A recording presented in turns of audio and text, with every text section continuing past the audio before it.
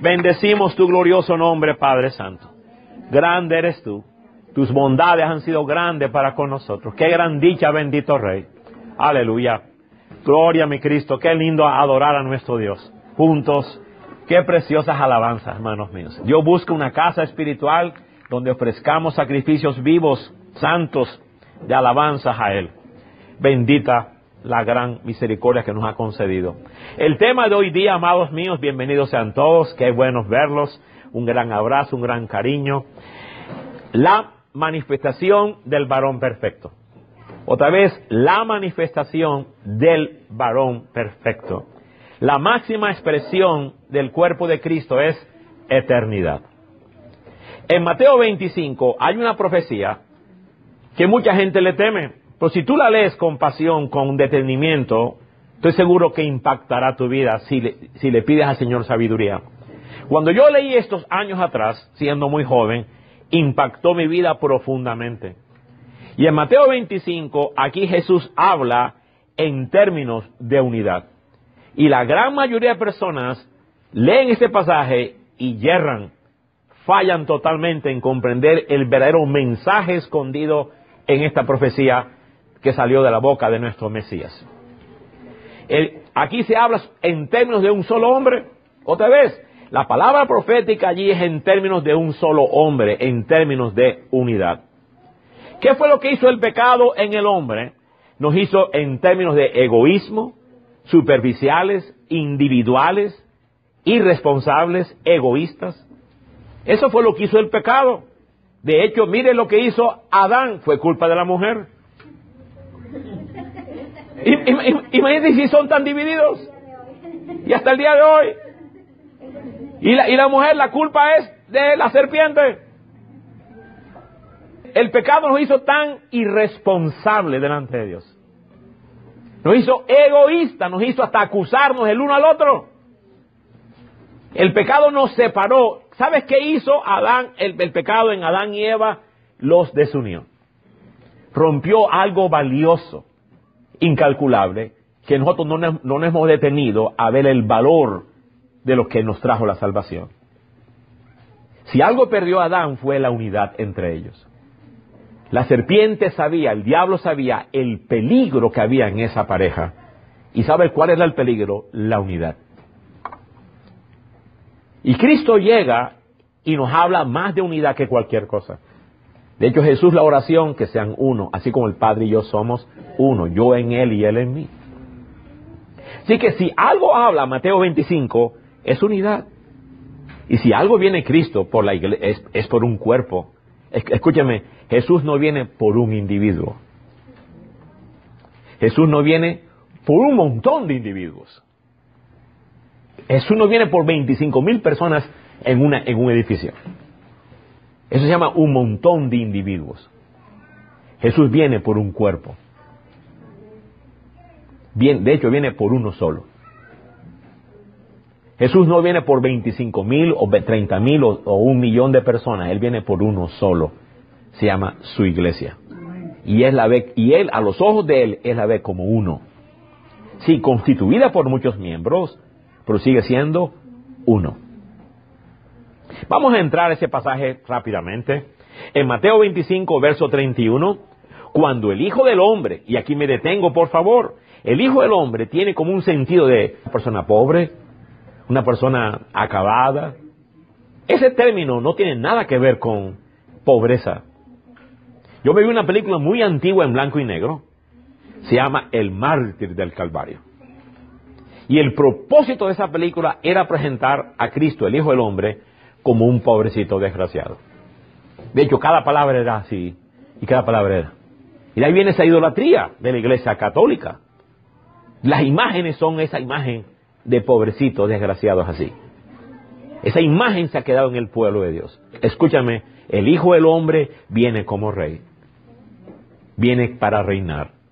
El término Hijo del Hombre es gobierno. Bueno, comenzamos, nada más quería hacer ese pequeño hincapié. Continuamos. Cuando el Hijo del Hombre venga en su gloria, todos los santos ángeles con él, entonces se sentará en su trono de gloria.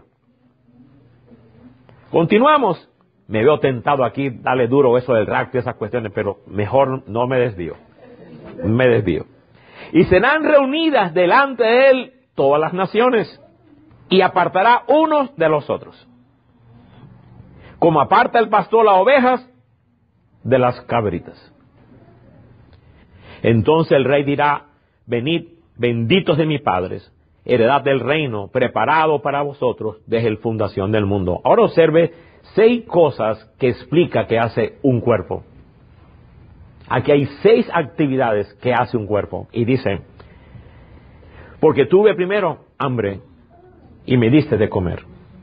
Segundo, tuve sed y me diste de beber. Tercero, fui forastero y tú me recogiste. Cuarto, estuve desnudo y me cubriste. Número 5, estuve enfermo y me visitaste. Y estuve en la cárcel y tú viniste a mí. 5 realidades que es lo que explica qué es un cuerpo de Cristo. Hoy han sido sustituidas con cantar. ¿Qué es la iglesia hoy día? Cantar, cantar, nadie se conoce, nadie visita, nadie da de comer. Aquí Jesucristo explica qué es la iglesia. Entonces los justos le respondieron diciendo: Señor, ¿cuándo te vimos hambriento? Y repiten las 6 actividades. ¿Cuándo te vimos hambriento y te sustentamos? ¿O cuándo te vimos sediento y te dimos de beber? ¿Cuándo te vimos forastero y te recogimos? ¿O cuándo te vimos desnudo y te cubrimos? ¿Cuándo te vimos enfermo? ¿O cuándo te vimos en la cárcel y vinimos a ti? ¡Qué tremendo eso, amados míos! Respondió el Señor, el Rey de Reyes, el Hijo del Hombre: de cierto os digo, que cuanto lo hiciste a uno, ¿a cuántos? De estos, mis hermanos más pequeños, ¿a quién lo hicimos? A mí lo hiciste. Ahora, para ahorrar tiempo, dirá a los cabritos: ustedes no hicieron. Ahora observa el verso 45. Entonces le responderé diciendo: de cierto, que en cuanto no hiciste uno de estos a mis pequeños, tampoco a mí lo hiciste. Y irán estos al castigo eterno, y el otro al reposo eterno, los justos a la vida eterna. Entonces, hay una separación entre cabras y ovejas, y hay un día de separación. Y continuamos: el evangelio es el anuncio de que Dios levantó un nuevo hombre. Aquí Jesús, aunque está hablando de multitudes, en este caso ovejas plural y cabritos en plural, Él se refiere como una, en su mente es una solo. Es un solo cuerpo. Vamos a desglosar todo esto, por favor. Así que el evangelio es el anuncio de que Dios levantó un solo nuevo hombre.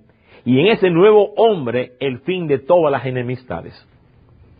Él puso fin a la enemistad en su carne y creó un solo nuevo hombre, hermanos míos. Mi hermano que lo leyó en la bendición sacerdotal, Efesios 2, capítulo 14, qué tremenda bendición sacerdotal tuvimos. Otra vez, qué bendición sacerdotal tuvimos más maravillosa. En Efesios 2, 14, porque Él es nuestra paz, que de ambos pueblos hizo, ¿cuántos? Uno. ¿Cuántos Él hizo? Uno. Entonces, si Él hizo uno, ¿por quién viene? Por uno. Él viene por un solo cuerpo. Derribando la pared intermedia de separación, aboliendo en su carne la enemistad, la ley de los mandamientos, expresada en ordenanzas, para crear en sí mismo, o sea, en Cristo, de los dos, un solo y nuevo hombre haciendo la paz. Observe, Él creó un solo. Cuando Él nos ve desde el cielo, Él nos está viendo como uno. Él no ve un montón de gente. Sí, en diferentes partes, como nuestro cuerpo tiene muchas partes, pero sigue siendo uno. Asimismo, en diferentes órganos. Sin embargo, sigue siendo uno. Y dice, para crear en sí mismo de los dos un solo y nuevo hombre, y dice, haciendo la paz. Y mediante la cruz, reconciliar con Dios a ambos en un solo cuerpo. Somos un solo cuerpo, una sola iglesia. Aleluya. Matando en ella las enemistades, ya no hay esas separaciones. Y vino y anunció las buenas nuevas de paz a vosotros que estabas lejos y a aquellos que estaban, los que estaban cerca. Esa es la mentalidad que el Hijo del Hombre viene. Y la mentalidad que tú y yo como personas eternas tenemos que desarrollar. ¿Por qué? Porque el pecado me hizo individual, separado. Pero cuando llegamos al Evangelio, el Evangelio nos chocamos con algo, unidad. De hecho, la familia unida es una familia poderosa. El matrimonio unido no lo para nadie. No lo para nadie. El hogar unido no lo para nadie. Y la iglesia unida, lo mismo. Es una iglesia que va creciendo, va aumentando y Dios envía bendición y vida eterna. Allí donde hay unidad, el diablo teme. 2 o 3 reunidos en mi nombre. Lo que pidan, ahí está. Bendición. Así que todos los que habitan en Cristo están plenamente reconciliados con el Dios Trino y con todas las cosas. Aún recibimos una muerte que no podíamos morir. ¿Tú sabías que en Cristo recibimos una muerte que no podíamos morir? Se nos dio un regalo que mucha gente no se ha detenido a apreciar. Cuando fuimos recreados, se nos dio una muerte que no podíamos morir. Porque tú y yo teníamos que dar una muerte imposible, eternamente. Y Cristo murió esa muerte por ti. Yo no sé si tú te has detenido, Padre, gracias por la muerte que tú moriste, porque era una muerte imposible de morir, que Dios te demandaba, muerte eterna. Así que en el Evangelio es el anuncio de un nuevo pacto y trae las buenas nuevas de un nuevo sepulcro, de una muerte que nosotros no éramos capaces de morir y que Dios proveyó por medio de Jesucristo. Eso me encanta, hermanos míos, que Él proveyó una muerte que yo no podía morir. Y es un regalo glorioso. Nos damos cuenta que por gracia en Cristo se nos regaló una muerte que no podíamos nosotros nunca dar. Qué regalo que hay que celebrar como iglesia. Así que el Evangelio trae las buenas nuevas de una nueva creación, de un nuevo nacimiento, de un nuevo mandamiento y de un nuevo régimen, que es el régimen del Espíritu. Y todo eso por medio de un hombre, Jesucristo. Él hizo todo eso por Jesucristo. ¿A qué se refiere como nuevo? He repetido la palabra nuevo, nuevo como 20 veces. ¿A qué se refiere nuevo cuando dice nueva creación? Es interesante que en el Nuevo Testamento, en griego, hay 2 palabras para nuevo. Una palabra que es neus, que es nuevo en cuanto a tiempo. Y hay otra palabra que es kainos, que se refiere a nuevo en cuestión no de tiempo, sino en cuestión de sustancia. Así que cuando dice nueva creación, ¿a qué palabra cree que está usando? Imagínate. No se refiere nuevo en cuanto a tiempo, se refiere nuevo en cuanto a sustancia. Así que cuando la Biblia nos habla de que somos una nueva creación, de hecho la palabra que usa Pablo es kainos kitis. Se refiere a que somos nuevos por recibir una sustancia diferente de lo que éramos antes. Se nos dio un nuevo espíritu que no teníamos antes, hermanos míos. Un nuevo espíritu. Y tenemos que descubrir algo glorioso. Se te dio una sustancia que no tenías antes. Una nueva creación. De hecho, Pablo dice, de modo que si alguno está en Cristo, kainos kistis. Nueva criatura es. Las cosas viejas pasaron. Todas son hechas nuevas. También dice el apóstol Pablo en Gálatas 6:15, porque en Cristo Jesús ni la circuncisión vale, ni la incircuncisión, sino una nueva creación. Increíble, la circuncisión no vale, ni la circuncisión. Lo que vale es una nueva creación. Así que se nos dio algo glorioso. Jesús no fue a la cruz para crear un decreto de justificación. Jesús fue a la cruz para darnos una sustancia nueva, una nueva creación. A los ojos de Dios se te dio una sustancia nueva, hermano, que no tenías antes. Bendito sea Dios. Recibimos una naturaleza diferente, una eterna. Ciertamente es nueva para nosotros en cuanto tiempo, amén. Yo recibí hace más de 50 años, cuando tenía la edad de 9 años. Pero no es nueva para Dios, porque para Dios era eterna. Así que no es nueva porque es definida en el tiempo, sino que es nueva porque se trata de una nueva naturaleza. Y eso es muy significativo para nuestra fe, muy valioso, hermanos míos. Así que, como no se trata de tiempo, hermanos míos, no se trata en términos de tiempo, no podemos hablar de antes y después. En términos de tiempo, como la gran mayoría de pastores dice, antes de Cristo y después de Cristo. Y se refiere en cuanto a tiempo y pierden el mensaje. Antes de Cristo era una sustancia diferente y después de Cristo era una sustancia diferente. Antes de Cristo era maldito, destituido, ajeno, lejos. Después de Cristo es una nueva creación. Ay, ay, ay. Y eso es valioso para tu fe, porque no se trata de diferencia de tiempo, se trata de diferencia de un pueblo diferente. Eso es importante, pero en tu mente tú sigues siendo tiempo. Me hicieron esto, yo pasé esto, pasé en la cárcel, me hicieron esto, me robaron esto. ¿Por qué? Porque en tu mente sigue siendo diferencia de tiempo. Siempre hablas de ti en términos de tiempo y no hablas de ti en términos de sustancia. La fe se refiere en términos de una nueva creación, donde el tiempo pasado todo fue quitado. ¿Por qué sigues hablando a ti y acerca de ti en cuanto a lo que te pasó, lo que te quitaron, lo que te hicieron? Y seguimos siempre hablando en términos de tiempo y no activamos en términos de sustancia. Comienza a tratarte a ti en términos de naturaleza nueva, una nueva creación. Ya no hay enemistad, ya nos reconcilió, ya tenemos la paz. Y todo lo referente a esa nueva creación es glorioso. Inclusive se le dio un nuevo sepulcro, una muerte que no podías ni morir. Todo lo referente comienza a descubrirlo a esa nueva sustancia. Eso es importante para nosotros, por favor. Otra vez, la cruz no divide dos periodos, sino que la cruz divide lo que era muerto y lo que es vivo.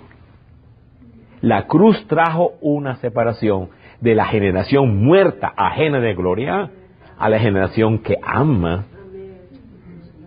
La gente que no respeta la gloria de Dios y la gente que ama la gloria de Dios. Son dos grupos diferentes. La Biblia llama ovejas y cabritos, son dos sustancias diferentes. Se trata de una separación, hermanos. Así que la cruz divide la vieja creación de la nueva creación. La cruz divide los hijos del diablo de los hijos de Dios. Hay una creación que empezó con la muerte de Adán y otra creación que comenzó con la resurrección de Jesús. Es impresionante. Y yo le demostré a ustedes en esa profecía tan increíble cuándo fue el año en que Adán pecó. Porque se requerían en el reloj de Dios 4,000 años desde que Adán cayó hasta la muerte de Jesús, 4,000 años de la nueva creación. Entonces hay una separación totalmente.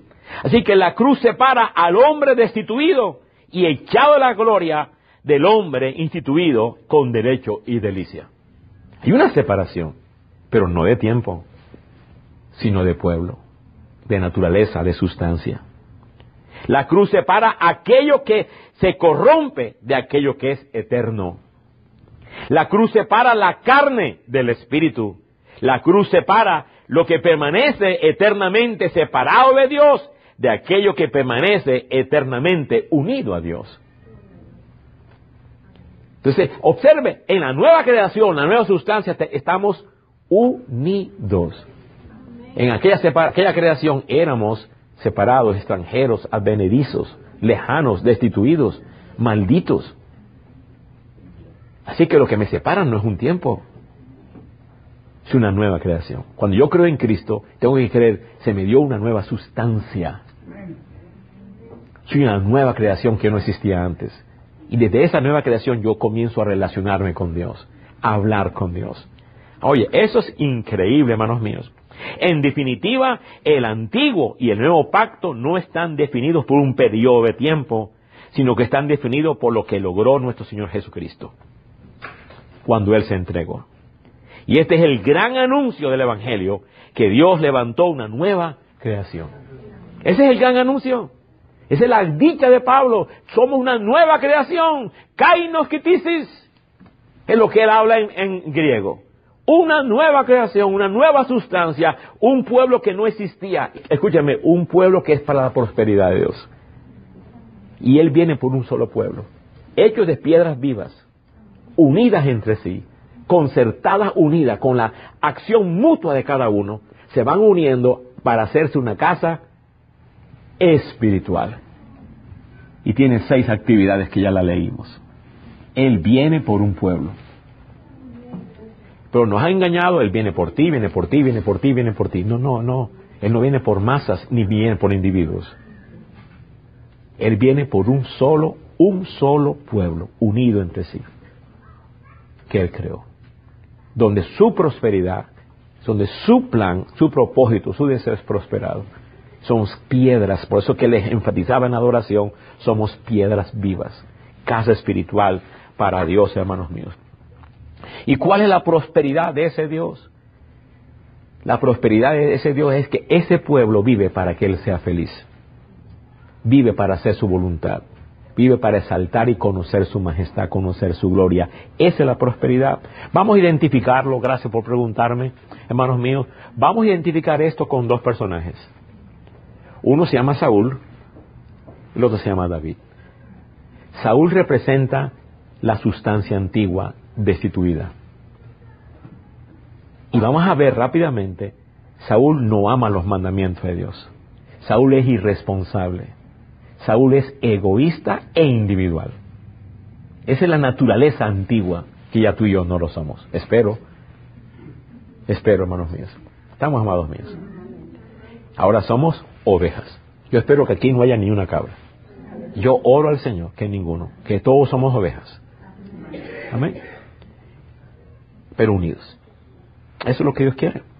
Entonces vamos a ver ese hombre Saúl que representa destituido. Y dice, yo me busqué a otro hombre que ama mis mandamientos, se llama David. David representa, simboliza la nueva sustancia. Y Saúl representa la antigua sustancia. Hay un cambio, hay una nueva creación. Vamos a verlo rápidamente. 1 Samuel 13, por favor, rápidamente. Aleluya. 1 Samuel 13. Entonces Samuel dijo a Saúl, locamente has hecho, no guardaste el mandamiento. Subraye, no guarda el mandamiento. A él no le importa, no le presta atención, no lo ama. Es la antigua, no se deleita, es la antigua sustancia, no se deleita en los mandamientos. No guardaste el mandamiento de Jehová que Él te había ordenado, pues ahora Jehová hubiera confirmado tu reino sobre Israel para siempre.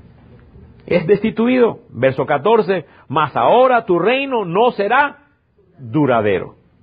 Jehová se ha buscado un varón conforme a su corazón. Esa es la nueva sustancia. Esa es la nueva creación. El cual Jehová ha designado para que sea príncipe sobre su pueblo. Ahora observe, por cuanto tú no has guardado lo que Jehová te mandó. Oye, qué tremendo eso. Entonces vemos la distinción de Saúl. Era irresponsable de los mandamientos. De hecho, cuando lo están confrontando, fue el pueblo que me hizo eso. Y lo vemos desde Adán. El pueblo desertaba y yo hice esto y él acomodó el mandamiento a su gusto. La antigua naturaleza acomoda el mandamiento a su conveniencia, a su gusto.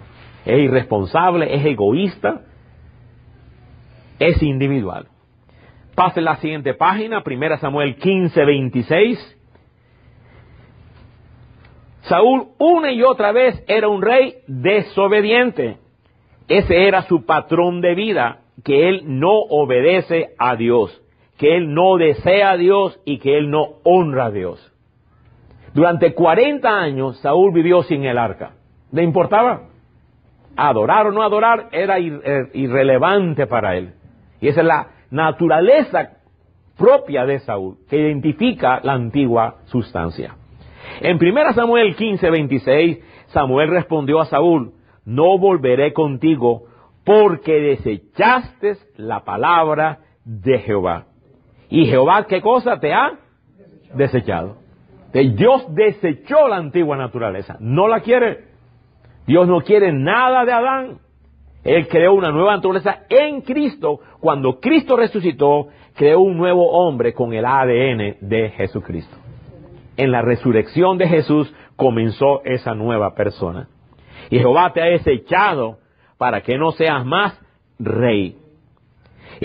Verso 28, entonces Samuel le dijo: Jehová ha rasgado hoy de ti el reino de Israel y lo ha dado a un prójimo tuyo mejor que tú.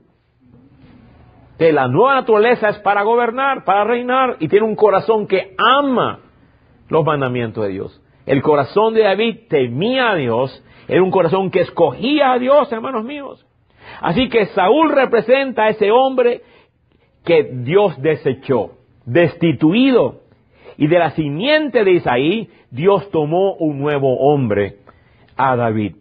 Así que hay un hombre destituido y eternamente abandonado, pero Dios levantó un nuevo hombre. En Cristo Él hizo un nuevo hombre, una iglesia, sí, de muchos miembros, de muchos órganos, pero es un solo hombre, que ama los mandamientos, ama hacer la voluntad de Dios, y ama honrarle, ama adorarle, hermanos míos.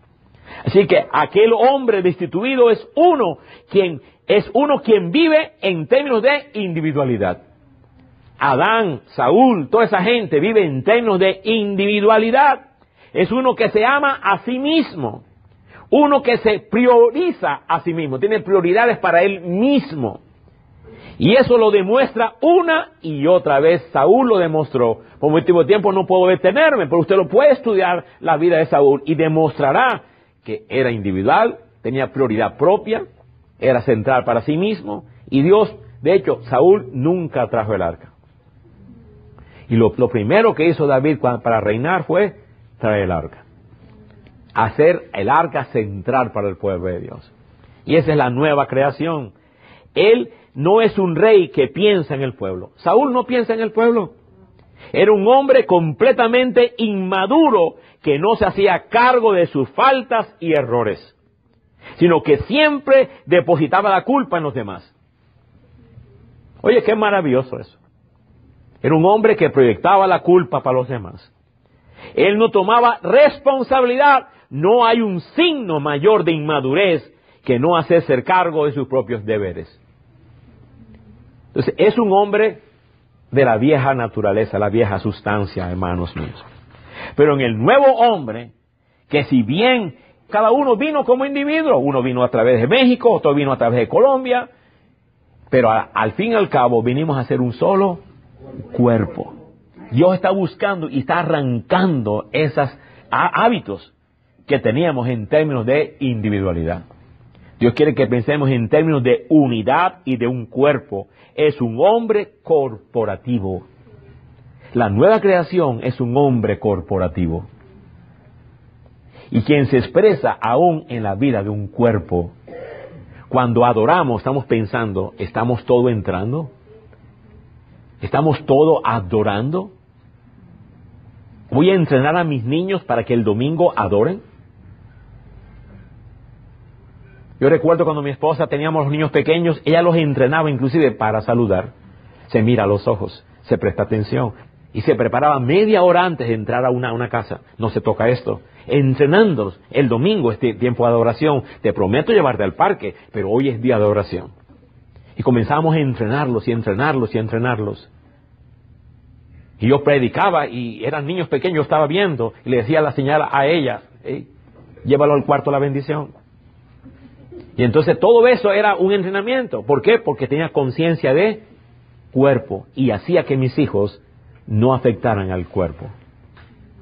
Entonces, toda esa conciencia es durante el lunes, el martes, miércoles, va uno entrenando porque tengo una conciencia de un cuerpo. Entonces, todo eso tenemos que tener incorporando, motivando al cuerpo, porque tenemos conciencia de un cuerpo. Hermanos míos, hay hermanos que comienzan a gritar y a gritar y a gritar. Ya estoy contento, ya recibí mi porción. Amén, lo hiciste tú, pero no ayudaste al cuerpo.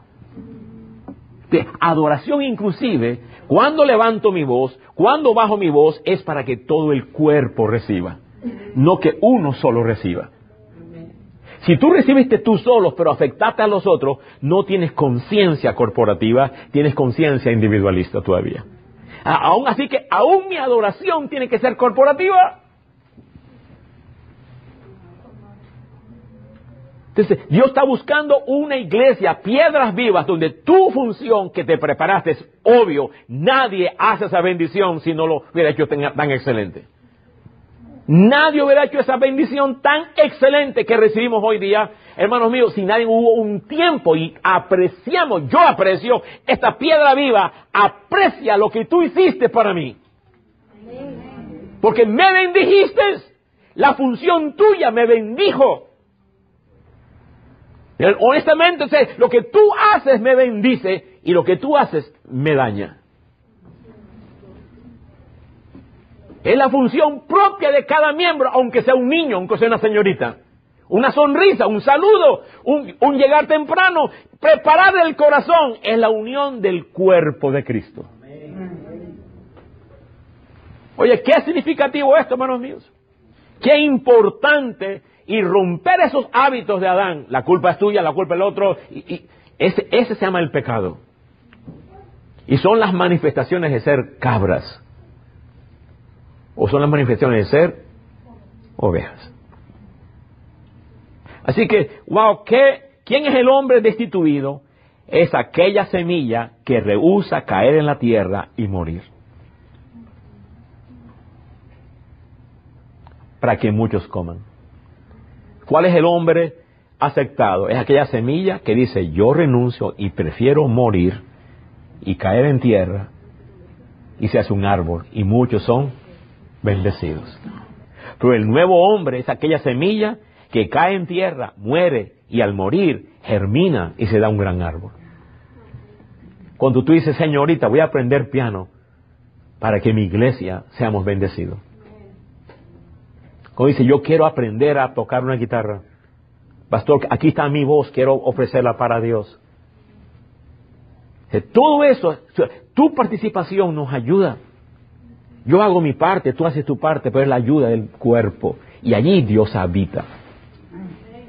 Qué maravilloso, hermanos míos. Wow. En el Antiguo Testamento hay otro ejemplo de una persona llamada Josué, unida con Moisés. Y Josué fue un hombre muy poderoso.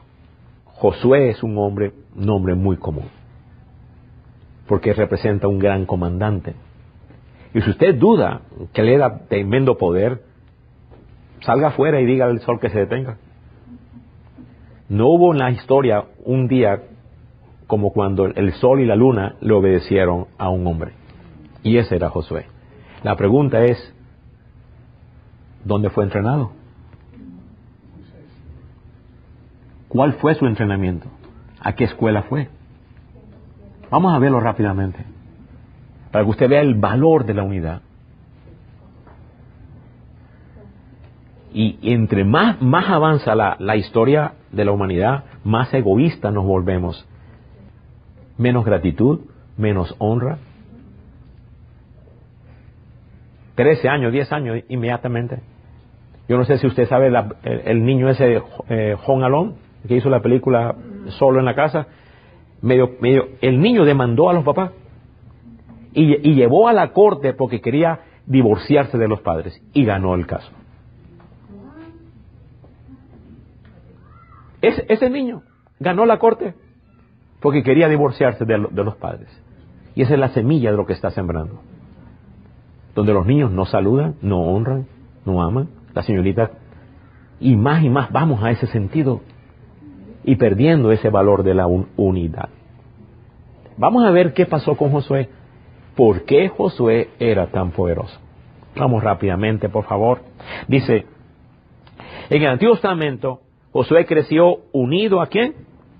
A Moisés. Y ese era el secreto de su poder. Él le sirvió toda su vida.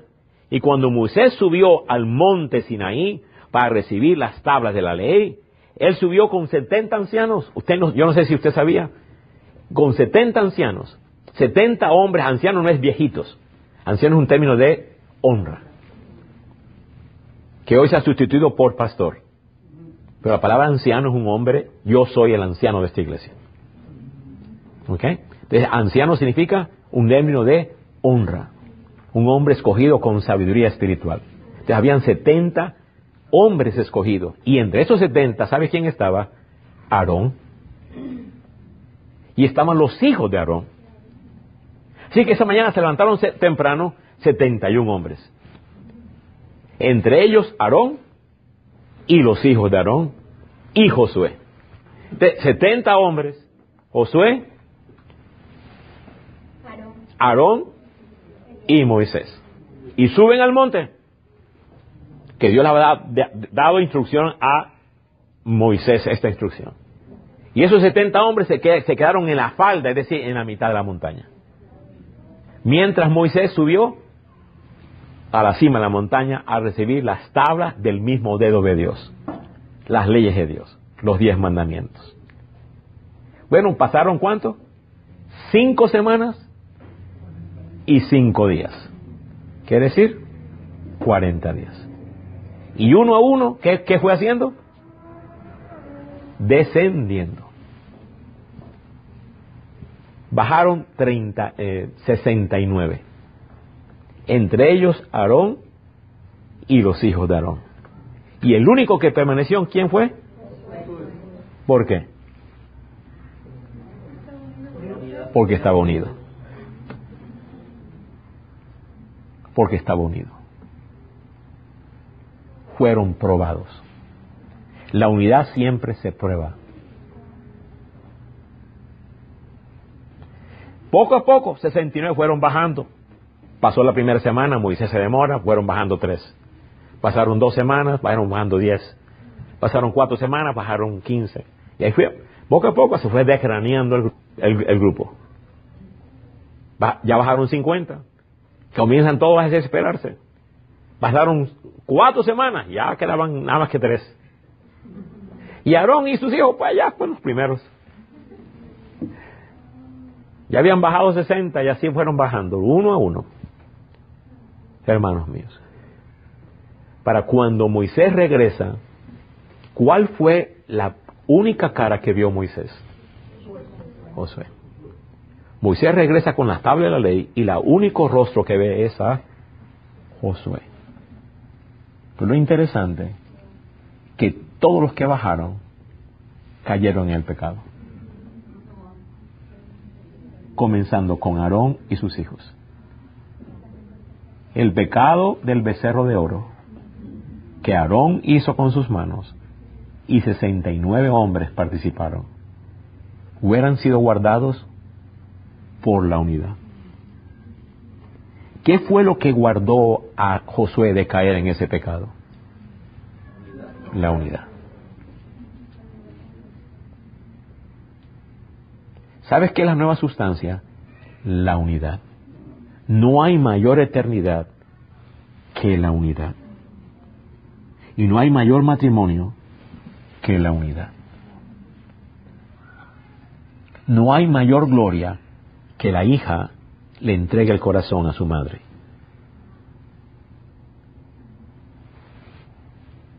Bueno, unidad es lo que Dios está buscando, hermanos míos.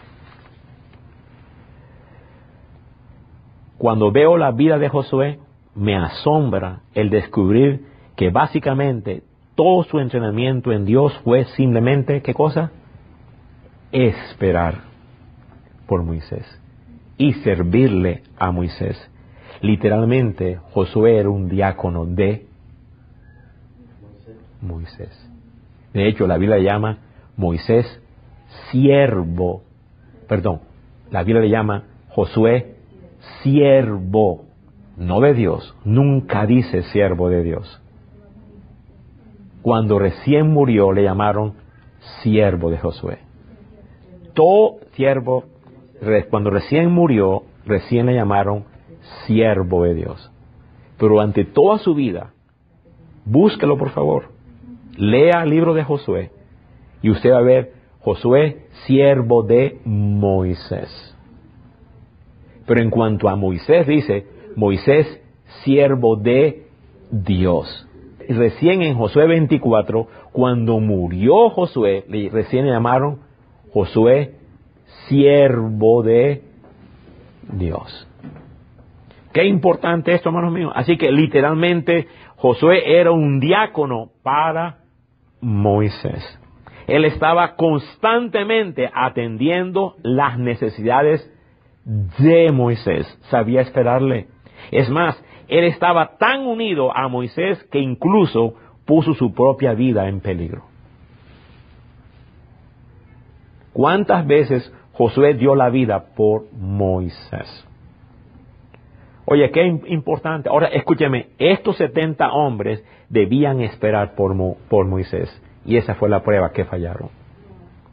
Mientras estaba, recibía las instrucciones de Dios. La ley significa instrucciones. Torah significa instrucciones. Pero al pasar los días y al ver que Moisés se demoraba, cada uno fue bajando. Ya sabemos que cada uno de ellos bajaron y cayó en el pecado juntamente con todo el pueblo, hermanos míos. Pero una sola persona no cayó en el pecado. Aquel que supo esperar, servir y unirse. Ahora yo te pregunto, ¿a quién tú estás unido? Porque eternidad significa yo estoy unido a. ¿A quién tú estás sirviendo? ¿Es Cristo realmente la persona en que tú te has unido? ¿Realmente Cristo tú sabes esperarlo? Si nosotros servimos a Cristo y estamos unidos a Él, nos guardará. Nos guardará. Yo no estoy diciendo que usted se une a mí, estoy diciendo que usted se une a Cristo. Todos estamos unidos, esperamos en Cristo. Él es, sin embargo, el único que no tocó el pecado de Israel.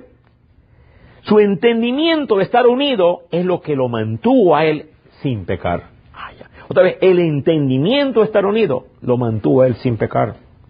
Y su entrenamiento total de Dios fue el estar unido a Moisés sirviéndole. Ese fue el entrenamiento perdido o olvidado que la iglesia hoy rehúsa. Y podemos estar en una iglesia 20 años cantando, sí, pero tú no estás unido a nadie. Y no tienes poder. No es la iglesia. No es la iglesia, por favor, entendamos bien. Iglesia, como Jesús la define, y vamos a volver a Mateo 25 dentro de un rato, y te vas a asombrar cosas que te aseguro que no has visto. Hermanos míos, de estar unido. Ahora, yo le voy a leer un pasaje. Usted más disfrute la lectura. Era el tiempo de partir Moisés. Y Dios le dice a Moisés, pon tu mano sobre Josué. Ahora, escúchame esto. Y tú pondrás tu sabiduría y tu dignidad sobre, no la dignidad de Dios, ni la sabiduría de Dios, la dignidad de Moisés sobre Josué. Y cuando Moisés puso las manos, puso su sabiduría y su dignidad sobre Josué. Y esa es la iglesia. Así es que funciona la verdadera iglesia de Dios. Un cuerpo unido. Y Josué, hijo de Nun, fue lleno del espíritu de sabiduría porque Moisés había puesto sus manos sobre él. Deuteronomio 34:9. ¡Qué maravilloso! Ahora sí, vamos por favor a Números 27:18. Le voy a esperar. Números 27:18. Les espero. Números 27:18. Dice así la Santa Escritura. Y Jehová dijo a Moisés, toma a Josué, hijo de Nun, varón en el cual hay espíritu. Mira cómo Dios lo describe en esa unidad. Y pondrás tu mano sobre él. Y lo pondrás delante del sacerdote Eleazar y delante de toda la congregación, y le darás el cargo en presencia de ellos. Ahora hacer el verso 20. Y pondrás tu dignidad, la palabra es grandeza, gloria, majestad, magnificencia, potencia, nobleza. Pondrás tu dignidad sobre él, para que toda la congregación de los hijos de Israel le obedezca. Verso 23, y puso sobre él sus manos y le dio el cargo. La pregunta es, ¿qué recibió Josué? El espíritu de sabiduría que reposaba sobre Moisés. Y todo por la unidad. Y Dios quiere ensanchar la visión, el llamado de verdad viviente como iglesia, siempre y cuando haya unidad. Podemos cantar 20,000 horas, podemos contratar un grupo de alabanza, apagar las luces, ponerle humo y no ser iglesia. Porque lo que constituye la iglesia es la unidad. Solo allí tenemos el poder. Verdadero poder. Y Dios ha hecho una nueva sustancia, un pueblo con poder. Así que todo el entrenamiento y guía, en inglés es mentoring, para el ministerio de la vida de Josué fue a través de la vida de Moisés. Qué maravilloso esto, por favor. Y dice Jesucristo, ustedes son los que habéis permanecido conmigo en mis pruebas. Yo pues os asigno un reino como mi Padre me lo asignó a mí. ¿Por qué el Padre le asignó un reino a Jesús? Porque estaba unido. ¿Por qué Cristo le asignó un reino a ellos? Porque estaban unidos. ¿Por qué Dios nos asigna un reino a nosotros? Si no estamos unidos, no nos asigna nada. Si estamos unidos, se nos asigna un reino de poder. Y vamos a ver milagros, inclusive hasta resurrecciones. Vamos a ver grandes maravillas. Familias transformadas, hogares. Y cuántos amas de testigos, donde los niños inclusive pueden hacer milagros. Pero requiere algo importante: unidad. La nueva sustancia es unidad. La nueva creación es un solo pueblo. Así que la promesa de unidad, y hay una promesa brillante para Josué, una promesa increíble. El libro de Josué comienza con esa promesa y le dice, tal como yo estuve con Moisés, así yo estaré contigo. Nadie te podrá hacer frente. Esa es la promesa antigua para Josué. Por cuanto se le asignó un reino, por cuanto la unidad. En el nuevo pacto, la promesa sigue en pie. Tal como yo estuve con Jesús, ahora yo estaré contigo. Pero tienes que pasar la prueba de la espera, de la unidad, de servir. Tienes que probar que estás unido a Cristo. Entonces se nos asigna un reino. Oye, eso es importante. No un individuo, ni una masa, sino un cuerpo, una unidad, amados míos. Cuando el Hijo del Hombre venga, no viene a venir a buscar un individuo, ni una masa de gente, hermanos míos, de cantidad de personas. Hermanos míos, Dios nos dé la gracia y llenamos un estadio de 20,000 personas, no es iglesia. Porque Él no viene por un individuo ni una masa de gente, Él viene por un cuerpo. Viene por un cuerpo. Que tu espíritu está unido al mío y el mío está unido al tuyo. Y se evidencia en 6 actividades que la vamos a repasar dentro de un rato. Ese es el llamado nuestro. Él viene por un cuerpo, viene por una iglesia. Y es por ello que comprendamos que la verdadera fe siempre se desarrolla en ámbito de cuerpo. Repito, hermanos míos, eso es digno de ser escrito. La verdadera fe siempre se desarrolla en un ámbito de cuerpo. No hay tal cosa como fe individual. La verdadera fe siempre se desarrolla en ámbito de cuerpo. Por eso que la familia que ora unida por la finanza es una familia poderosa. Los esposos, cónyuges que oran por sus hijos unidos, hay milagros. Y el diablo quiere siempre separarnos, dividirnos, hermanos míos. Vamos por favor a Efesios capítulo 4, le voy a esperar. Efesios capítulo 4, por favor. Qué porción tan maravillosa que vamos a leer allí. Y aquí habla la actividad de toda la iglesia. Efesios 4:11, por favor. Dice así la Santa Escritura: y él mismo constituyó a unos apóstoles, a otros constituyó profetas, a otros constituyó evangelistas, y a otros constituyó pastores y maestros. Si usted nota, son 5 ministerios apostólicos. Se llama la mano de Dios. Si quiere saber un poquito, se llama dones doma. Dones doma son personas. Dones charis son habilidades. Y hay 9 dones del Espíritu Santo que son habilidades, como hablar en lengua, profetizar, interpretar lenguas, son habilidades espirituales. Pero aquí los dones son personas.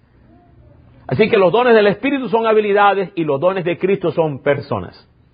Y aquí está hablando que Cristo nos da 5 personas para entrenarnos a nosotros. Continuamos. ¿Para qué nos da esas 5 personas? A fin de perfeccionar a quienes, a nosotros, a los santos, para la obra del ministerio. Para la edificación de qué cosa? Un solo cuerpo de Cristo. Estas personas 5 nos edifican para un ministerio. ¿Cuál es el ministerio? La edificación del cuerpo de Cristo.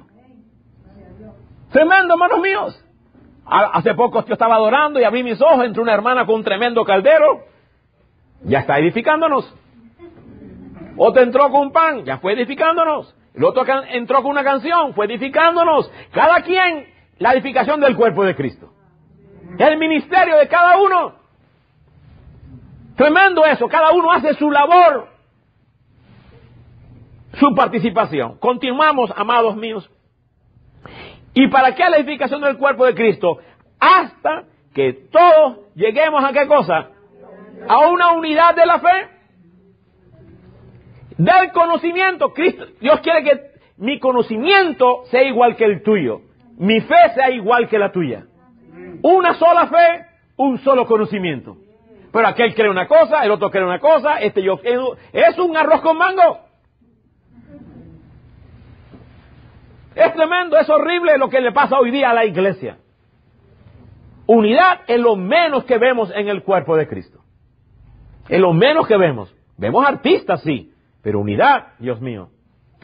Entonces, otra vez, hasta que todos lleguemos a la unidad de la fe, del conocimiento del Hijo de Dios. Dice, a un varón perfecto, a la medida de la estatura de la plenitud de Cristo. Ese es el propósito de la iglesia. Y si usted divide mi corazón, joven, y quiere preguntar mi corazón, si es que acaso le interesa, el pastor Joel quiere una iglesia enamorada de Cristo. El pastor Joel quiere, Dios ha puesto una pasión de piedras vivas, lleno de una verdad tremenda, que haya comida siempre que nos reunimos. Vamos a ver al final, haya comida, que aquí nunca haya hambre, ni desnudez, ni cárcel, ni sed, de hambre de la palabra de Dios. Aleluya. Yo sé que Mateo 25, porque estuve desnudo, no me visitaste, estuve en la cárcel, y si lo siento a los pequeños, la gente, vamos a hacer ministerio misericordioso. Para eso que ha sido usado. Lo siento mucho. Si tú tienes entendimiento, estás errado.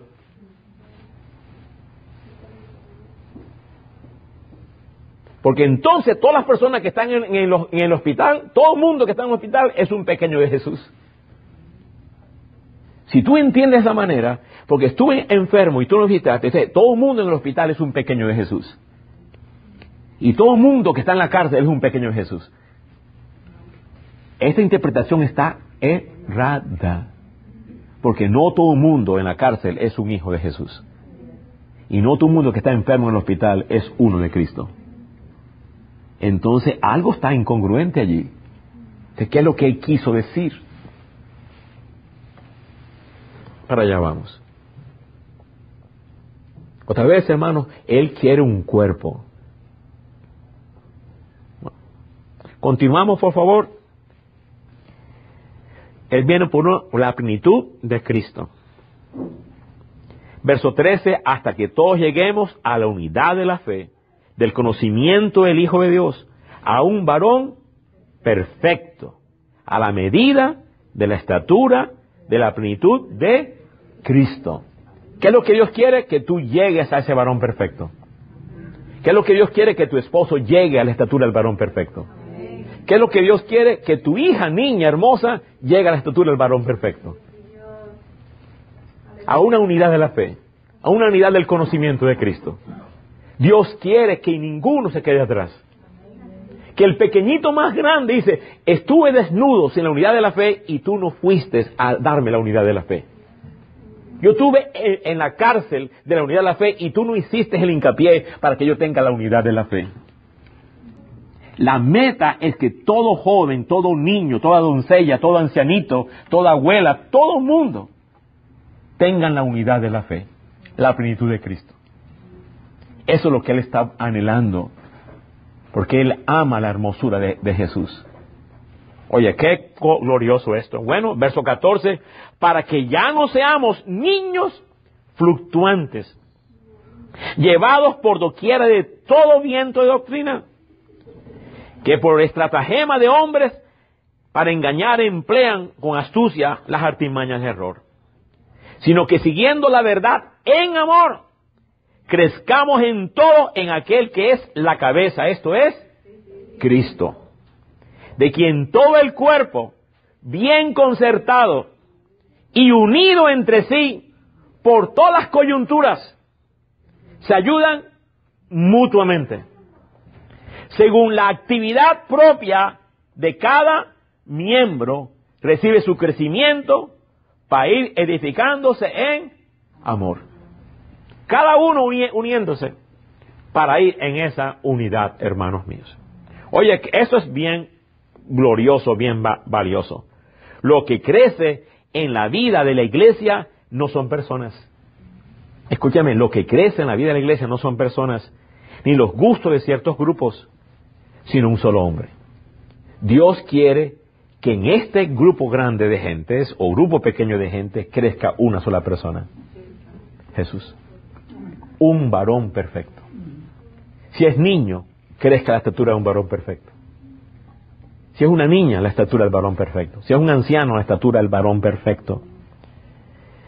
Y Dios quiere que crezca un solo hombre, que se expresa en una sola mente, una sola verdad, una sola fe, y manifiesta el carácter de Jesucristo. Esa es la meta de la iglesia. Dios quiere levantar a verdad viviente como un cuerpo enamorado, un cuerpo unido, con una sola verdad, con la meta de Cristo Jesús. Oye, eso es increíble. Así que la iglesia es la expresión no de un montón de personas, sino que es la voz de un solo hombre corporativo. Se trata de la manifestación de un solo hombre, la estatura del varón perfecto. Si es muy cierto que todos venimos al Evangelio en forma individual, tú viniste allá en Perú, yo vine en Colombia, cada persona vino diferente como individuo, pero Dios no nos quiere como individuos. Dios nos quiere como solo cuerpo, a la estatura del varón perfecto, y ya no seamos llevados por vientos de doctrina. Y esos vientos sí que hoy están bien recios, hermanos míos. También recios hoy día. Permíteme casi terminar, por favor. Éramos individuos, pero cuando vino el Evangelio a nuestras vidas, fuimos llamados a ser piedras vivas. Éramos individuos, ya no más. Ahora Dios está buscando piedras vivas. y hacer una casa espiritual. Por favor, acompáñame. 1 Pedro 2:4 al 6.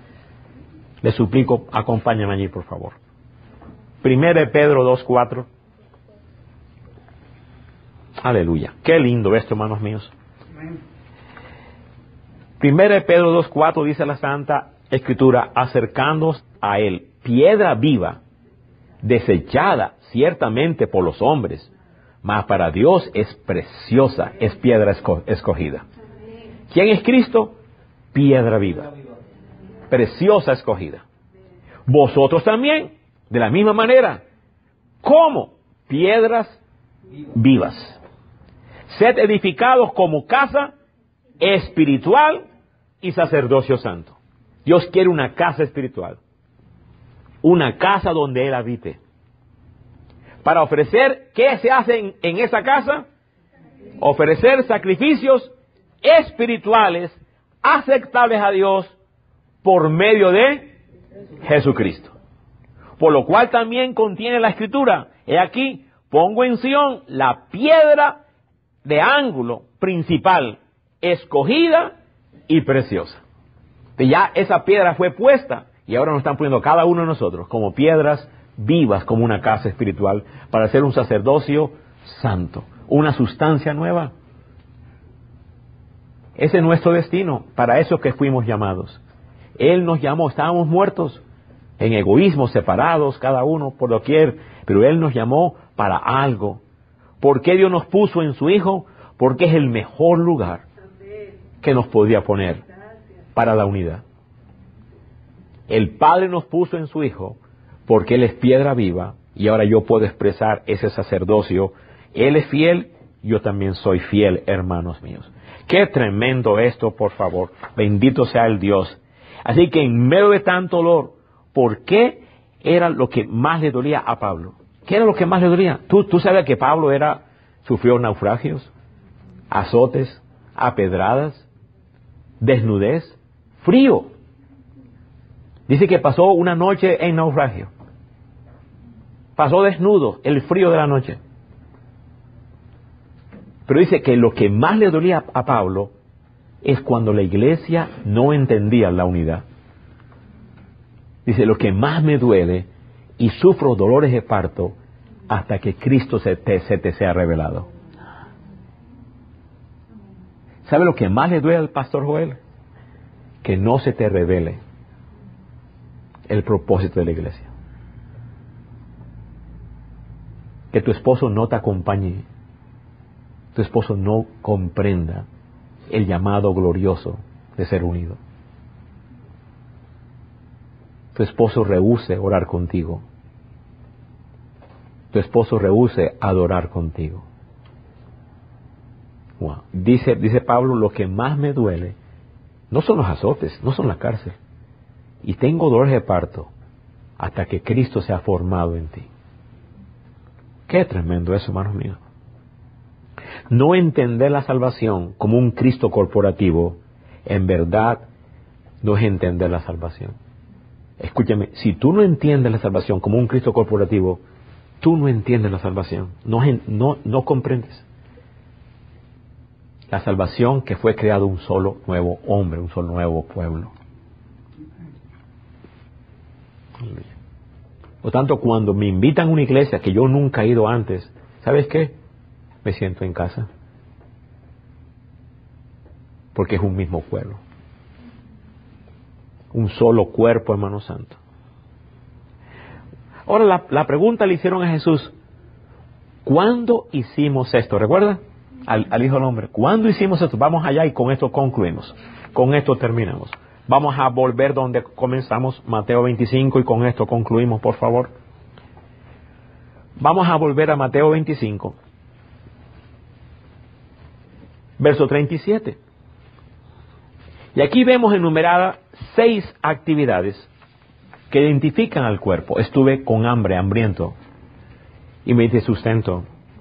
Estuve sediento, y me diste de beber. Estuve forastero, y tú me recogiste. Estuve desnudo, y tú me cubriste. Estuve enfermo, y tú viniste a mí. estuve en la cárcel y tú viniste a mí. Yo le quiero decir, este pasaje ha sido usado para los ministerios de misericordia. Y es cierto, hay muchos pasajes que la Biblia corrobora para visitar a los enfermos, pero este no es. Este pasaje que acabamos de leer, Mateo 25, no tiene nada que ver con los ministerios de misericordia. Absolutamente nada que ver. El mensaje escondido de Cristo aquí es un solo cuerpo. Unidad. Dice, me lo hiciste a mí. Vamos a repasarlo de nuevo, por favor, y con esto concluimos. Mateo 25, 37. Entonces los justos le respondieron diciendo, Señor, ¿cuándo te vimos hambriento y te sustentamos? ¿Cuándo te vimos sediento y te dimos de beber? ¿Cuándo te vimos forasteros y te recogimos? ¿O cuándo te vimos desnudo y te cubrimos? ¿O cuándo te vimos enfermo y vinimos a ti? ¿O cuándo estuviste en la cárcel y vinimos a ti? Respondió el rey, de cierto os digo, que en cuanto lo hiciste a uno de estos mis hermanos más pequeños, ¿cómo le llama? Hermano, y llama pequeño. A mí lo hiciste. Si tú interpretas que toda la gente en el hospital que está enferma, entonces son hijos hermanos de Jesús.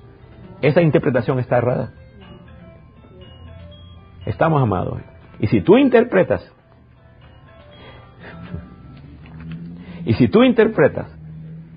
que todos los que están en la cárcel son hijos de Dios, esa interpretación está errada. Por tanto, la interpretación que ese pasaje es para los ministerios de misericordia y carcelarios está equivocado. Yo sé que tú has leído muchos pasajes. Este es el contexto del ministerio de caritativos. Ministerio de misericordia y ministerio de carcelarios. Pero yo estoy convencido que esta porción no tiene nada que ver con eso. Yo estoy convencido en eso. Para eso se usan otros pasajes de la Biblia. Sí los hay. Aquí está esencialmente hablando la vida del cuerpo. Repito, aquí está esencialmente hablando la vida del cuerpo. Aquí está hablando la vida corporativa del cuerpo de Cristo. El Señor no está diciendo cualquier palabra, sino que está escogiendo palabras bien precisas, palabras puntuales. Lo que está hablando es que en este cuerpo hubo pan, lo que está diciendo. Lo que está hablando, que en verdad y viviente haya pan. Ciertamente hubo hambre de Cristo, pero se le atiende esa hambre de Cristo. También hubo pan para compartir. El Señor viene por una iglesia donde el pan no faltó. Lo que está diciendo. Sino que sobró con abundancia. Que nos compartimos el pan de vida. Es lo que está diciendo. Que todo está regido por quién es la vida. Por quién es nuestra verdadera comida y nuestra verdadera bebida. Eso es importante. De hecho, en el libro de los Hechos dice, y perseveraban en las casas, en el templo, y partían la palabra y partían el pan. Esa es la iglesia primitiva. Se lo voy a leer. Y perseveraban en la doctrina de los apóstoles, en la comunión los unos con los otros, en el partimiento del pan y en las oraciones. Y sobrevino temor, y el Señor hacía maravillas y señales en gran manera. Esa es la iglesia nuevo testamentaria. De este pasaje que Jesús está usando aquí, está hablando de la vida, de la unidad, la vida del cuerpo. Esto tiene un enorme significado espiritual, porque eso afirma que muchos hombres nunca identificaron la verdad. Muchos hombres llegan y no se les identifica la verdad, no saben la salvación. No ven la maravilla, no entienden la maravilla. Oye, qué tremendo. Escúchame por favor. El Hijo del Hombre no llama a alguien como hermano o como un pequeño tan solo por estar en la cárcel o por estar en el hospital, sino por conocerle. De otra manera, todos aquellos que están en la cárcel serían sus hermanos. Vamos a la cárcel, hermano, ¿cómo están, hermanos? Y todos allí son hermanos, pues el hecho de estar en la cárcel. Entonces, si tú quieres ser hermano Jesús, pues métete en la cárcel. Y ya. Y si quieres ser hermano Jesús, pues métete en el hospital, pues ya eso te hace hermano. Esa interpretación está errada, por favor. Tremendo, ¿no? Cada vez que él habla de sus hermanos o de sus pequeños, está hablando de un solo cuerpo, de su propio cuerpo, que él reconoce. Y esta es la vida del cuerpo. Esto es lo que él viene a buscar, un cuerpo que está comiendo, que está yendo a los que están en la cárcel sin conocerle a él, que están enfermos sin tener la salud del cuerpo de Jesús, que está desnudo sin tener el vestido de Jesús, que tiene hambre sin comer de Jesús, que está sediento sin beber de Jesús. El énfasis es Jesús, la comida. Él es el pan de vida. La actividad de la iglesia es aquella: yo voy a visitar a una persona porque yo tengo pan para darle. Veo una persona que está en la cárcel, la voy a visitar. ¿Cuál es la cárcel? Que no conoce a Jesús. Está desnudo de Jesús. Esa es la unidad del cuerpo de Cristo. Así que tener fe verdadera es tener una comprensión cada vez más profunda de la vida y valor del cuerpo de Cristo. Y no hay mayor expresión de fe que compartirnos ese pan de vida. No hay mayor expresión. Compartirnos ese pan de vida. Que cuando tú estés desnudo de Cristo, el hermano te cubra tu desnudez. Que cuando tú estés en la cárcel sin Cristo, el hermano venga y te... Que cuando tú estés enfermo por no tener el pan de vida, alguien venga y te lo dé. Esa es la interpretación verdadera en el contexto, hermanos míos. Así que se dan 6 actividades de un cuerpo de vida. Primero, hambriento. Segundo, hoy se sustenta. Segundo, sediento y se da de beber. Tercero, forastero y se recoge. Cuarto, desnudo y se cubre. Quinto, enfermo y se viene. Y por último, cárcel y aún se viene. Comenzar a tener esa realidad. Y termino con un pasaje, hermanos míos. Romanos 12:4. Y dice así: porque de la manera en que un cuerpo tiene muchos miembros, pero no todos los miembros tienen la misma función, asimismo, siendo muchos, somos un cuerpo en Cristo y todos miembros los unos de los otros. Todos debemos crecer concertados, ajustados en un edificio vivo en la medida de un varón perfecto. Eso es lo que Él viene a buscar. ¿Qué viene Jesús a buscar? Un cuerpo unido. Concertado, unido con la vida mutua. Padre, te adoramos. Te bendecimos. Tú vienes por un cuerpo, Padre Santo. Y como en la adoración, piedras vivas, una casa espiritual, para ofrecer sacrificio vivos a ti por medio de Jesucristo. Holocausto de adoración por medio de Jesucristo. Tú vienes por ese cuerpo, bendito Padre. Tú vienes por esa vida. Y aquí nos humillamos. En la adoración justo te decía: dame la gracia para que seamos esas piedras vivas, Señor. Ya en Cristo lo somos. Si hemos sido llamados por Dios, pero tú estás buscando que nuestros corazones se dispongan y crezcamos es un crecimiento donde nos disponemos a ayudarnos mutuamente. Si es necesario ir a la cárcel, amén. Es necesario ir al hospital, lo cual lo hemos hecho tantos años. Visitar, todo eso tiene su valor. Pero el énfasis aquí es conocer a Jesús. Una vida llena de Cristo, un cuerpo lleno de Cristo. Una persona, un solo hombre creado, la nueva creación. en esa realidad espiritual, Padre Santo. Y hoy oramos, Señor, despiértanos esa unidad que hubo en Josué y Moisés, y esa unidad que tenía los discípulos contigo. Hoy haces esa obra, nos humillamos en Cristo. Pudieras tú hacer esa obra poderosa en nosotros en verdad viviente, para la gloria de tu nombre. Y solo así se nos asigna un reino. Solo así se nos pone la dignidad y sabiduría de Cristo sobre nosotros, tal como recibió Josué de Moisés. Esa unidad, bendito Padre. Perdónanos el egoísmo, el irrespeto, la contienda, la individualidad, la superficialidad, los afanes. Pero haz una obra, Espíritu Santo, de unidad de nosotros. Hazla en los matrimonios, en los hogares, en los hijos. Y hazla como cuerpo, bendito Dios. Pudieras, Espíritu Santo, hacer esa obra de piedras vivas para ver majestad en Jesús nada más. Gracias, Señor mío.